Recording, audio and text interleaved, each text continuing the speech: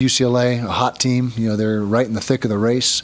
They're 4-2, which ties them for first place in the South Conference, and coming off a nice win against Arizona State. And so they're starting to play well and gaining confidence. So it'll be a good test for our football team on Saturday when the Bruins come to town. Questions? I'll be the first of many people to ask you, how nice is it to have Norm Chow wearing red this week, and how big of an advantage will it be to have Norm Chow and his knowledge about UCLA on your sideline?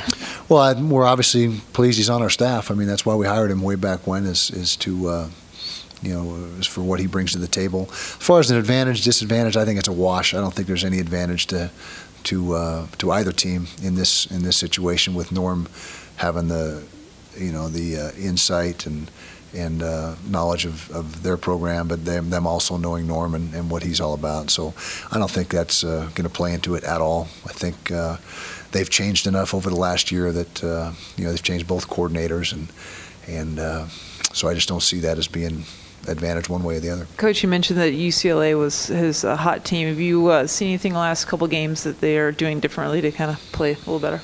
Well, they're just playing inspired football. I mean, they're running the ball well. They're getting about 190 a week rushing. The quarterback has done a nice job running the football for them, Prince. They got the big receiver, Rosario, who's a threat, 6'5" and about 230, so he's a big target.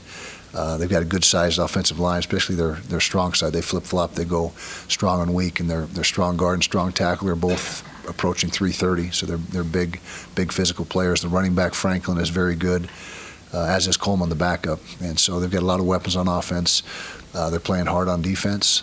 And, like I said, they're playing confidently. That's probably the thing that really stands out, is they've been building confidence throughout the season. Coach, did you have a chance to see the PI call on Conroy? And then what did you think about him coming back and getting the pick right after? Yeah, PI call could have gone either way. I don't think it was I'm never one to complain about refs. That's just not my deal. But you can see where they could have called it. I probably wouldn't have called it as an official, but I'm a defensive guy at heart, so I'm in that a little biased. But then it was great to see him come back and really make the play of the game. That was the play of the game. Instead of going 27-21 and his game on, we intercept the ball. Conroy intercepts the ball and flips the field for us, and we end up scoring on that drive to go 34-14, which, for all intent and purposes, put it away. So that was the biggest single play in the football game, and I was very, very proud of Conroy for keeping his composure and finding a way to come back after that disappointing call and make that play. You said after the Cal game that the team needed to play with more energy and passion. Was that something that was going in terms of building downward, or had you seen it coming and maybe it was continuing in the Cal game and you had to put a stop to it? No, it showed up in the Cal game and had not showed up in previous games. We'd gotten beat by SC and Arizona State and Washington, but it wasn't for lack of passion and energy. And we were coming off a Pittsburgh win that we had a lot of passion and energy, so that wasn't something that was trending. It was something that just showed up in the Berkeley game, and I met with the seniors and the juniors the Monday after the game, and that was the common thread with everybody in the meeting room, is, hey, we were flat. We were, for whatever reason, weren't in the right frame of mind and emotional for that game, and so okay, that's something that we can fix. And so we made a commitment to play with a great deal of passion and energy in the next game, which was Oregon State, and we did that. And this week was part 2, and this next week will be part 3. And so that's the mantra, is passion and energy, because that was something that was definitely missing in the Cal game, and which was our poorest game of the year. Kyle, that's kind of where I was going to go. You talk about the significance of John White and getting in that 1,000-yard club and 100 more yards, and he's going to be number 5 overall. Really? Well, I know he's been a big part of our success, and obviously when you look at the statistics, when he goes over 100 yards, we win, and when he hasn't, we've lost. So that there's a direct correlation there.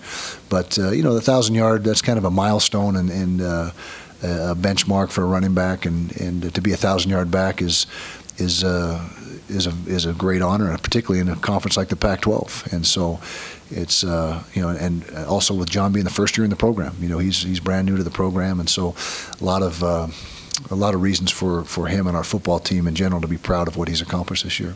All right, now I was going to ask you about the O-line. John Hayes, I think he was sacked 16 times in his first couple of games, and only, I think, 3 times over the last 2 games. Right. You got the 1,000-yard rusher in that How much credit does the offensive line deserve in all this? Oh, a lot of metamorphosis? credit. A lot of credit. Yeah, as everyone says, it's a cliche. The offensive linemen, never get enough notoriety or respect, and that's true. I mean, they've done a nice job, particularly the last couple of weeks, in both protecting John Hayes and opening up holes for John White, and that's a credit to Tony Bergstrom and Cullen, our two seniors up front who set the pace and are the guys that are the leaders of that group, and then the inside three with Tavita and Sam Brenner and Miles Mason.